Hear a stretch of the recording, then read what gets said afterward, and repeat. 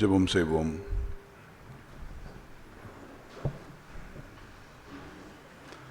அன்பின் ஆண்டவரே,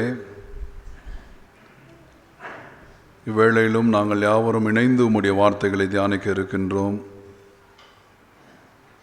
அவ்வார்த்தைகள் எங்களுடைய வாழ்விலே வார்த்தைகளாக மாத்திரமல்லாமல் எங்களை மாமிசக்குரியவர்களாக மாற்றியருள வேண்டுமாறு வார்த்தையாய் வந்து வாழ்வாய் மாறின ஆண்டவர் இயேசுவின் வழியை வேண்டுகின்றோம். அன்பின் நல்ல கடவுளே, அன்பானவர்களே, மீண்டுமாக உங்கள் அனைவரையும் ஆண்டவராகிய இயேசு கிறிஸ்துவின் திருப்பெயராலே நான் வாழ்த்துகின்றேன். குறிப்பாக இன்றைய நாளிலும் இன்டர்நேஷ்னல் டிசேபிலிட்டி சண்டே என்று கொண்டாடப்படுகிறது. மாற்று திறனோரின் ஞாயிறாக இந்த ஞாயிறு கொண்டாடப்படுகின்றது. இந்த மாற்று திறன் படைத்தவர்கள் என்று நாம் சற்று யோசித்து பார்க்கும் பொழுது, ஒவ்வொருவரும் கண்டிப்பாக நம்முடைய உடல் நிலையிலும் சரி மனநிலையிலும் சரி சற்று மாற்றுத்திறன் பெற்றோர்களாக இருப்போம். Every individual can be disabled either physically or mentally or psychologically. ஆகையால் இன்றைக்கு உலகத்தில் இருக்கக்கூடிய அனைவரும் ஏதோ ஒரு வழியிலே மாற்றுத்திறன் பெற்றோர்களாக இருக்கின்றோம். இருப்பினும் உண்மையாக மாற்றுத்திறன் பெற்றோர்களை குறித்து நாம் இன்றைக்கு சிந்திக்க இருக்கின்றோம். ஒவ்வொரு மாற்றுத்திறன் படைத்தவர்களை பார்க்கும் பொழுது நமக்குள்ளாக ஏங்கக்கூடிய எண்ணங்களை எல்லாம் நீங்கள் சற்று உங்களுடைய மனதில் கொண்டு வந்து யோசித்து பாருங்கள். The emotions that comes out when we see a disabled person. ஒருவேளை நம்முடைய குடும்பத்திலே இல்லாமல் வெளியே இருக்கக்கூடிய மாற்றுத்திறனை பார்க்கும் பொழுது நமக்கு ஒரு அனுபவம் உள்ளது. நம்முடைய குடும்பத்திலேயே யாராவது ஒருவர் மாற்றுத்திறனாக இருப்பார்கள் என்றால் அதை குறித்த சிந்தனை வித்தியாசமாக இருக்கும். The thinking about the disabled within and outside will always be different. இப்போ வெளியே இருக்கக்கூடிய மாற்றுத்திறனை நாம் பார்க்கும்பொழுது ஐயோ பாவம் அப்படி ஒரு கரிசனை நமக்கு இருக்கும். ஒருவேளை நமக்கு நம்முடைய குடும்பத்திலே மாற்றுத்திறனாளிகள் இருப்பார்களே ஆனால் நாம் எப்பொழுதும் சோர்விலே நிறைந்தவர்களாகவும் இருப்போம். அது ஒரு நேரத்திற்காக இருக்கும். வெளியே இருக்கக்கூடிய மாற்றுத்திறனை பார்க்கும் பொழுது அந்த நொடிக்காக மாத்திரம் ஒரு அனுதாபம். ஒருவேளை நம்முடைய இல்லத்திலே அவர்கள் இருப்பார்கள் என்றால் அந்த மாற்றுத்திறனை குறித்தே சிந்தித்து கொண்டிருக்கக்கூடியவர்களாகவே நாம் இருப்போம். So the emotions differs when we see a person of disabled within and outside. இப்போ குறிப்பாக மாற்றுத்திறன் உள்ளவர்களை பார்க்கும் பொழுது அல்லது நோயுற்றோர்களை பார்க்கும் பொழுது நான் எப்பொழுதும் சொல்வது, பாவத்தை அடிப்படையாக வைத்து நோய்களை பார்க்கக்கூடிய பார்வை நமது. அதுதான் யூத மரபிலும் இருந்தது. ஒருவர் நோயுற்று இருப்பார்களே ஆனால் அவர் என்ன பாவம் செய்திருக்கிறாரோ அதனுடைய விளைவுதான் அந்த நோய் என்பதை நாம் புரிந்து கொண்டிருக்கின்றோம். ஆகையால் தான் இன்றைக்கு யாரும் நோயுற்றாரும் வந்து வெளியே சொல்றது எங்களுக்கு இந்த நோய்க்குதுன்னு யாருமே சொல்றதில்லை. காரணம், நோய்க்குதுன்னு சொன்னால் என்ன பாவம் பண்ணாங்களோன்னு போயிடுவாங்களோன்றதுக்காக எங்களுக்கு இந்த நோய் இருக்குன்னு இன்னைக்கு யாருமே சொல்றதில்லை. So nobody discloses their sickness fearing they will be called as sinners. அப்போ பாவத்துக்கும் நோய்க்கும் தொடர்பு வந்து பழைய ஏற்பாட்டு பக்கத்திலே அதிகமாக இருக்கிறது. ஆனால் பாவத்துக்கும் நோய்க்கும் தொடர்பு உள்ளவர்களாக நாம் சிந்திப்போம் என்றால் இந்திய தத்துவத்திலே கர்ம கோட்பாடை முன்வைக்கக்கூடியவர்களாக நாம் இருப்போம். The karma theory, you reap for what you have done, இல்லை ஆக்ஷன்ஸ் ரிஃப்ளெக்ஷன் அது அப்படின்றது தான். அப்போ கர்ம கோட்பாடை மையப்படுத்தக்கூடியவர்களாக நாம் இருப்போம். ஆனால் புதிய ஏற்பாட்டிலே இயேசு கிறிஸ்துவனை ஒருவர் வந்து இவன் கண் பார்வையற்று பிறப்பதற்கு காரணம் இவன் செய்த பாவமா இவர் பெற்றோர் செய்த பாவமா என்ற கேள்வியை எழுப்பும் பொழுது இயேசு கிறிஸ்து இவன் செய்த பாவமும் அல்ல, இவன் பெற்றோர் செய்த பாவமும் அல்ல. அப்போ பாவத்தின் விளைவாக நோய் என்பது இல்லை என்பதை இயேசு கிறிஸ்து அங்கே வலியுறுத்தி சொல்லுகிறார். So there is no sickness due to sin. அப்போ நோயுற்றவர்கள் எல்லாம் பாவிகள் என்கின்ற கருத்தியலை இயேசு கிறிஸ்து முதலாவது அங்கே உடைத்து விடுகிறார். அப்போ இயேசு கிறிஸ்து என்ன சொல்றாருன்னா, கடவுளின் மகிமை அதனூடாக வெளிப்பட வேண்டும் என்பதுதான். So God's glory is always disclosed in and through weakness. அப்போ கடவுளின் கிருபை பலவீனத்திலிருந்து வெளிப்படக்கூடிய ஒரு கிருபை தான். ஆகையால் தான் சிலுவையிலிருந்து வெளிப்பட்டது கடவுளின் கிருபை. அப்போ சிலுவையில் இயேசுவை நாம் பார்ப்போம் என்றால் கை கால் உடைக்கப்பட்ட ஒரு இயேசு, ஒரு மாற்றுத்திறன் பெற்ற இயேசு அங்கே சிலுவையிலே இருக்கின்றார். அப்போ இயேசு கிறிஸ்து தன்னுடைய உயிர்த்தெழுதலையும் அங்கே காட்டும் பொழுது எதை காட்டி தன்னுடைய உயிர்த்தெழுதலை உறுதி செய்கிறார்? தன்னுடைய காயங்களை காட்டிதான் அதை உயிர்த்தெழுதலை உறுதி செய்கிறார். So the glory of God is disclosed in and through weaknesses.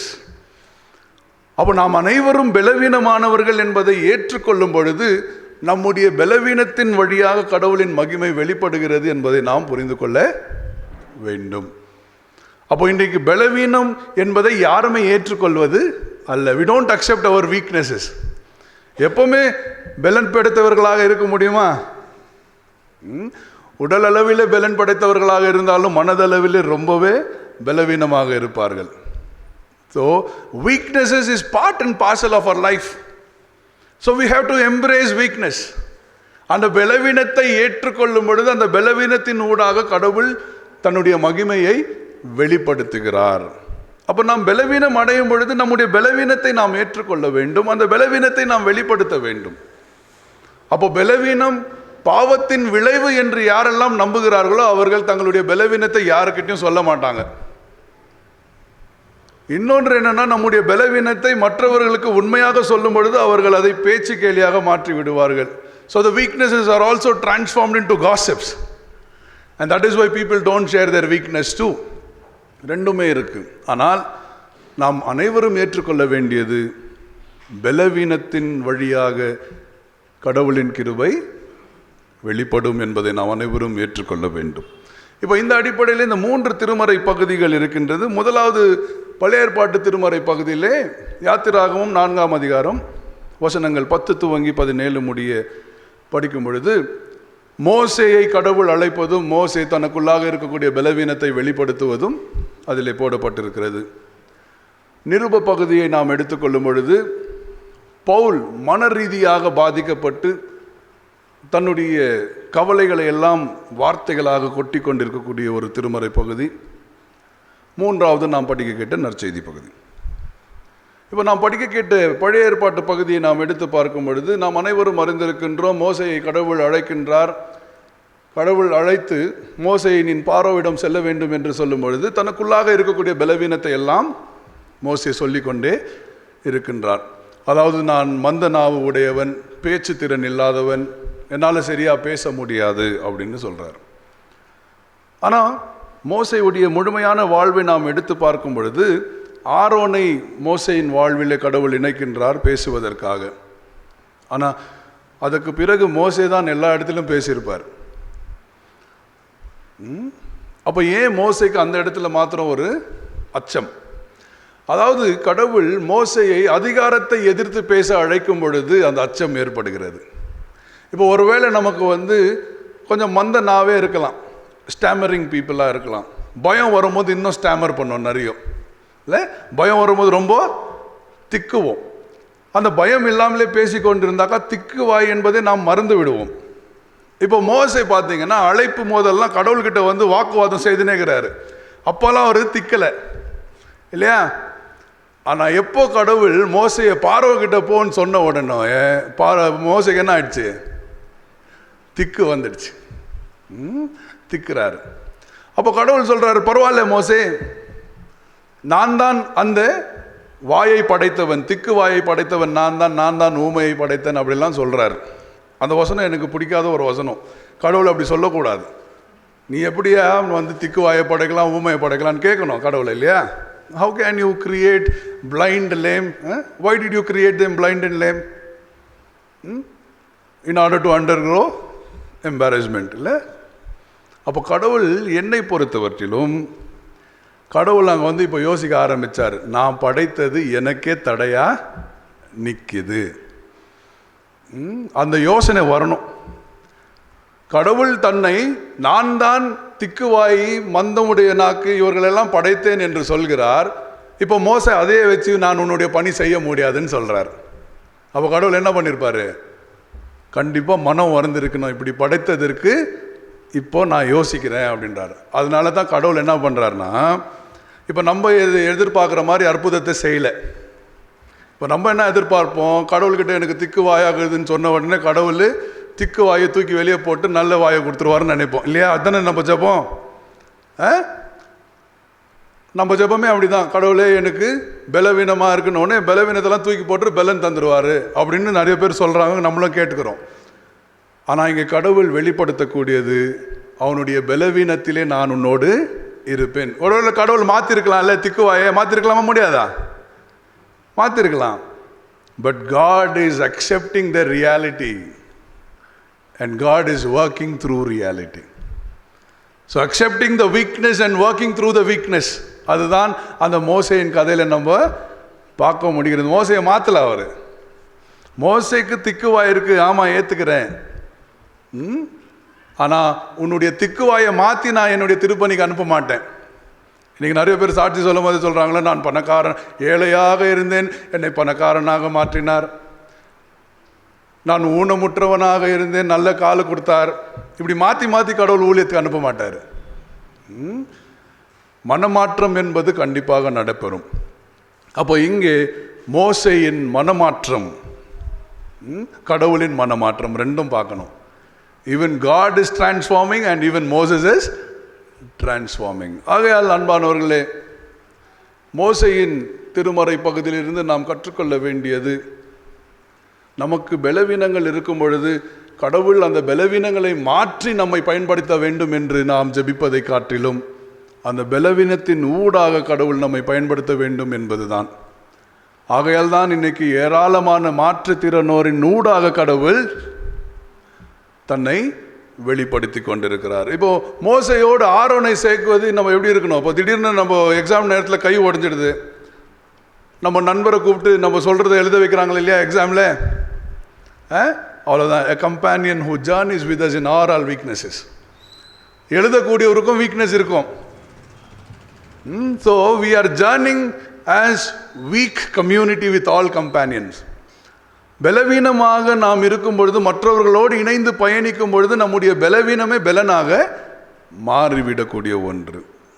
அப்போ மாற்றுத்திறனாளிகளை நாம் பார்க்கும் பொழுது, ஐயோ பலவீனமானவர்கள், ஆண்டவரே இவர்களின் பலவீனத்தை மாற்றி போடும் என்று ஜெபிப்பதை காட்டிலும், இவர்களின் பலவீனத்தின் ஊடாக உன்னுடைய மகிமை வெளிப்பட வேண்டும் என்பதை நாம் சற்று சிந்திக்க வேண்டும். அடுத்தது பவுலுடைய கதையில் நாம் எடுத்துக்கினாங்கன்னா, 2 கொரிந்தியர் 12ஆம் அதிகாரம் வசனங்கள் 1 துவங்கி 10 வரைக்கும் நீங்கள் படித்து பாருங்கள்.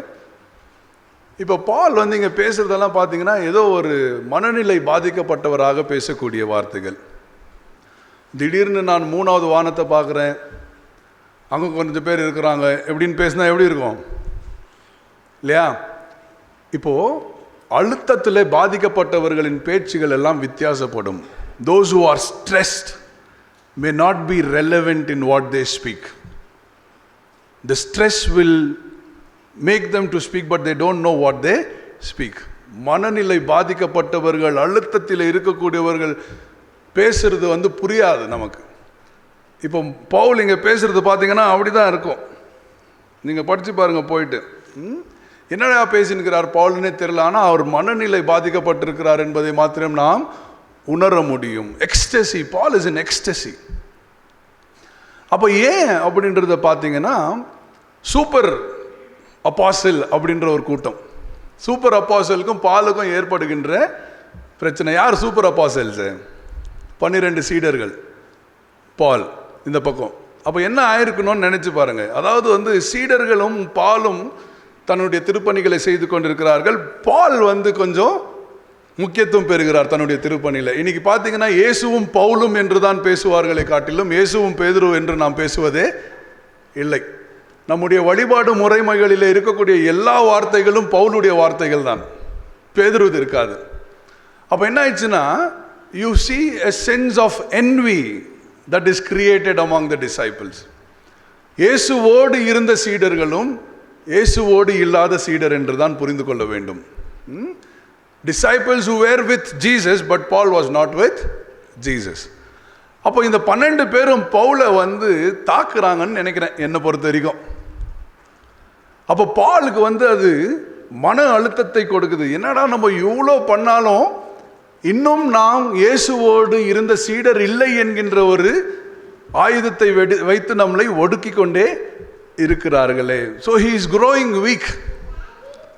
இப்போ சில நேரத்தில் வந்து ஒரு 5 வருஷம் ஒரு கோயிலில் உண்மையாக வேலை பண்ணால் கூட அங்கே இருக்கக்கூடிய திருச்சபையார் அந்த உழைப்பை பங்கு பெறலைன்னா, அந்த உழைப்பை மதிக்கலைன்னா, சில நேரத்தில் அந்த ஆயருக்கு என்ன ஆகிடும், என்னடா இது, whatever I do it is of in vain, இல்லை அப்படி ஆகிடும், எல்லாருக்கும் ஆகிடும். அப்போ we go into that real experience of weakness because of the stress. வேறு எதுவுமே இல்லை. நம்முடைய உழைப்பு ஏற்றுக்கொள்ளப்படவில்லை, நம்முடைய உழைப்பு மதிக்கப்படவில்லை என்று சொல்லும் பொழுது நாம் பலவீனமாகி விடுகின்றோம். அப்போ இங்கே பால் வந்து கொண்டு வரக்கூடிய சில நுணுக்கங்கள், அதாவது வந்து நீங்கள் பாலுடைய கடிதங்களை படிக்கும் பொழுது பால் எப்பொழுதும் கிறிஸ்து இயேசு என்று தான் பேசுவார். படிச்சிருக்கீங்களா? எப்படி படிப்பீங்க? படித்தா தானே அது தெரியும். ஜீசஸ் கிரைஸ்ட்னு மற்ற டிசைபிள்ஸ் பேசினா கூட Paul will always speak Christ Jesus, கிறிஸ்து இயேசு, அப்படிதான் பால் படிச்சிருப்பார். அப்பெல்லாம் இந்த திருமறை பகுதியில் எதெல்லாம் பால் எழுதினது என்பதை நாம் கண்டுபிடிக்க வேண்டும் என்றால், கிறிஸ்து இயேசு என்று எங்கெல்லாம் ஆரம்பிக்கிறது அதெல்லாம் பால் எழுதினார் என்று நான் புரிந்து கொள்ள வேண்டும். அப்போ இயேசு என்பது வந்து வரலாற்றுக்குட்பட்ட இயேசுவோடு சீடர்கள் இருந்தார்கள். ஆனால் உயிர்த்தெழுந்த கிறிஸ்துவில் பால் இருந்தான். Being with Jesus and being in Christ is two different things. அப்போ சீடர்கள் எல்லாம் நாங்கள் இயேசுவோடு இருந்தோம் என்று சொல்லி தங்களுடைய பெருமையை சேர்த்து கொண்டார்கள். ஆகையால் தான் நாம் படிக்க அந்த நிருப பகுதியிலே நான் வந்து பெருமை பேச மாட்டேன் என்று பால் பேசுவார். I will not boast because I am in Christ என்பார். அப்போ to be with Christ or to be in Christ is two different things. அப்போ சீடர்கள் எல்லாம் நாங்கள் இயேசுவோடு இருந்தோம் என்று சொல்லி தங்களை பெருமை பாராட்டிக் கொள்ளக்கூடிய சூழல் பவுலை மன ரீதியாக குறைத்து விட்டது. அப்போதுதான் பவுல் என்ன சொல்றாரு, என்னுடைய பலவீனத்திலே என்னுடைய கிறிஸ்து வெளிப்படுகிறார். In my weakness I see my Christ. அப்போ in Christ, being with Jesus and in Christ is two different things. இயேசுவோடு இருக்கலாம், இயேசுவுக்குள் இருக்கணும். அதான் பவுல் சொல்ல பார்க்குறாரு, நீங்கள்லாம் இயேசுவோடு இருந்தீங்க, ஆனால் நான் கிறிஸ்துவுக்குள் இருக்கிறேன். நீங்கள் எப்படி இருந்தீங்கன்னு தெரியாது, ஆனால் நான் கிறிஸ்துவுக்குள் இருக்கிறேன் என்று. அப்போ பலவீனம், அந்த சீடர்களினாலே வரக்கூடிய அழுத்தத்திலே மூழ்கி இருக்கக்கூடிய பவுல் கிறிஸ்துவில் பலன் பெறக்கூடிய ஒன்றாக அங்கே நாம் பார்க்க முடிகிறது. ஆகையால் இன்றைக்கு எல்லோரும் மன ரீதியாக நாம் அனைவரும் பாதிக்கப்பட்டு இருப்போம் ஏதோ ஒரு வகையில், இல்லையா? அப்போது ஏதோ ஒன்றை யோசித்து அது நமக்கு ஒரு அழுத்தத்தை கொண்டு வந்திருக்கும். குடும்பத்தை குறித்து யோசித்தோ, மகளை குறித்து யோசித்தோ, மகனை குறித்து யோசித்தோ, அப்பா குறித்து யோசித்தோ, அம்மாவை குறித்து யோசித்தோ, நம்முடைய எதிர்காலத்தை குறித்து யோசித்தோ, நம்முடைய கடன் பிரச்சனை குறித்து யோசித்து, இது எல்லாமே வந்து it stresses as like anything.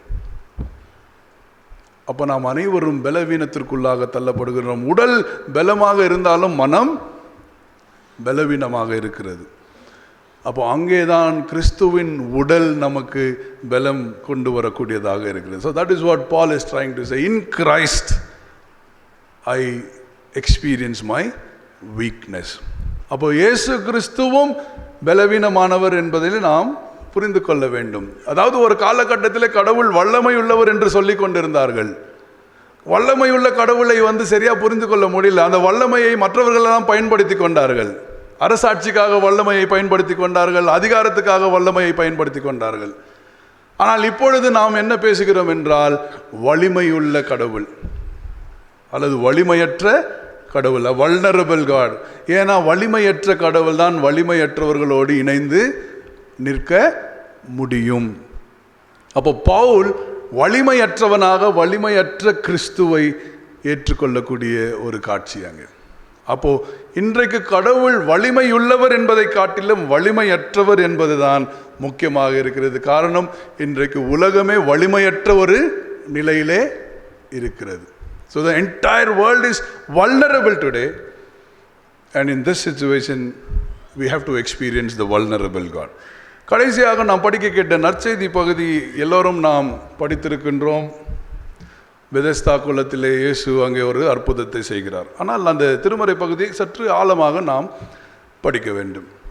பார்த்தீங்கன்னா இயேசு கிறிஸ்து எருசலேமுக்கு போகிறாரு, அதுவும் பண்டிகை நாட்களிலே போகிறாரு. எருசலேம் ஆலயத்திற்கு முன்பு போவதற்கு முன்பு பெதஸ்தா குளத்திற்கு செல்கிறார். இப்போ நீங்கள் இந்த நார்த் இந்தியா பக்கம்லாம் போய் பார்த்தீங்கன்னா கோயில் பக்கத்துலேயே நதிக்கரை ஓடின்னு இருக்கும். கோயிலுக்குள்ளே போகிறதுக்கு முன்னாடி குளிச்சுட்டு போவாங்க, புரியுதா? கோயிலுக்குள்ளே போகிறதுக்கு முன்னாடி அந்த நதியில் மூழ்கிட்டு ஏஞ்சி போவாங்க. அது என்ன அர்த்தம்னா, ஒரு வேளை பாவம் இருந்துச்சுன்னா அதில் மூழ்கி ஏஞ்சிக்கும் போது உள்ளே போகும்போது பாவம் இல்லாமல் போகலாம். இதுதான் பாரம்பரியமான புரிந்து கொள்ளுதல். அப்போ நினச்சி பாருங்கள், நான் ஆரம்பத்தில் சொன்னேன் இல்லையா, பெதஸ்தா குளத்தன்று எல்லாரும் உடல் ஊனமற்றவர்கள் அனைவரும் அங்கே இருந்தார்கள் அப்படின்னு இருக்கு. அப்போ என்னன்னா, அந்த தண்ணியில் இறங்கி ஏற முடியலன்னா உன் பாவம் கழுவப்படலைன்னு அர்த்தம். நம்மலாம் ஒன்றும் அந்த தண்ணி நமக்கு சுகம் தருதுன்னு படிக்கக்கூடாது. நம்முடைய இந்திய பாரம்பரியத்தை பின்னணியத்திலேருந்து அதை பார்த்தாக்கா, அந்த தண்ணியில் உன்னால் இறங்க முடியலன்னா உன் பாவம் கழுவப்படலைன்னு அர்த்தம். அப்போ 38 வருஷமாக நான் இங்கேயே இருக்கிறேன், என்னால் போக முடியலன்னா என்ன அர்த்தம்? என்னால் அந்த தண்ணிக்குள்ளே இறங்கி முழுகி போடி ஏஞ்சி வர முடியல அப்படின்றார். ஓகேவா? இதுதான் இந்திய பாரம்பரிய பின்னணியத்திலேருந்து பார்க்கும்போது நாம் அதை புரிந்து கொள்ள முடியும். ஆனால் இதில் 2 வார்த்தைகளை மாத்திரம் நான் சொல்லி முடிக்கிறேன். இயேசு கிறிஸ்து அவனை பார்த்து, நீ சுகம் பெற விரும்புகிறாயா அப்படின்னு கேட்ட உடனே அவர் என்ன சொல்கிறாரு? ஆண்டவரே, 38 ஆண்டுகளாக நான் இங்கே இருக்கிறேன், என்னை தூக்கி கொண்டு அந்த தண்ணியில் போய் விட யாருமே இல்லை. தூக்கி கொண்டு, அவன் சொல்லக்கூடிய வார்த்தை தூக்கி கொண்டு. இயேசு கிறிஸ்து மறுமொழியாக சொல்வது, உன்னுடைய படுக்கையை தூக்கி கொண்டு நீ நட. இந்த 2 பேரும் சொல்லக்கூடிய வார்த்தையில் வித்தியாசம் இருக்கு. அவன் தூக்கி கொண்டு அப்படின்றான், அதாவது அவன் என்ன சொல்றான்? என்னை தூக்கி கொண்டு போவதற்கு யாருமே இல்லை. ஆனால் இயேசு என்ன சொல்றாரு? உன்னாலேயே உன்னை தூக்கி கொண்டு போக முடியும்ன்றார். That is what the empowerment of God is. நம்ம சில நேரத்தில் என்னை தூக்கி விட ஆள் இல்லைன்னு நினைப்போம். ஆனால் இயேசு கிறிஸ்து என்ன சொல்றாரு? உன்னை தூக்கி விட ஆளெல்லாம் தேவையில்லை, நீயே தூக்கின்னு நடக்க முடியும்ன்றார். நீ ஏஞ்சி நடந்தா நடந்துடுவ அப்படின்றார். அதனால இன்னைக்கு நிறைய பேர் எங்களை தூக்கி விட ஆள் இல்லை, தூக்கி விட ஆள் இல்லைன்னு சொல்லியே உக்காந்துன்னுக்கிறாங்க. அப்படி அல்ல. நீ தூக்கி விட ஆள் இல்லை என்று சொல்வாயனால் இயேசு கிறிஸ்து உன்னாலே உன்னை தூக்க முடியும் என்று சொல்லி ஆற்றல் கொடுக்குவார். அங்கேயும் பாருங்க, நம்ம இயேசு கிறிஸ்து தூக்கி விடல. ஆனால் நம்மலாம் எதிர்பார்க்கறது இயேசு தூக்கி விடணும்னு இல்லை. நம்ம இயேசு அப்படி இல்லை, மேஜிக் மேன் இல்லை. My God is not a magician to say get up அப்படின்னு ஏஞ்சிட மாட்டோம் நம்ம. இல்லை, இயேசு கிறிஸ்து தூக்கி விடவில்லை, அவனை எழுந்து நிற்பதற்கான ஆற்றலினை மனதிலே கொடுக்கின்றார். God was infusing the spirit of empowerment in the mind of this man and this man stands up. அவ்வளவுதான். ஆகையால் மாற்றுத்திறன் படைத்தவர்களின் ஞாயிறிலே நாம் அனைவரும் புரிந்து கொள்ள வேண்டியது, பலவீனத்தின் ஊடாகத்தான் கடவுளின் மகிமை வெளிப்படும். ஆகையால் நம்முடைய பலவீனங்களின் ஊடாக கடவுளின் மகிமை வெளிப்பட்டு கொண்டிருக்கிறது என்று சொல்லி நாம் கடவுளுக்கு நன்றி செலுத்துவோம். கர்த்தர் தாமே நம்மை ஆசீர்வதித்து காப்பாராக.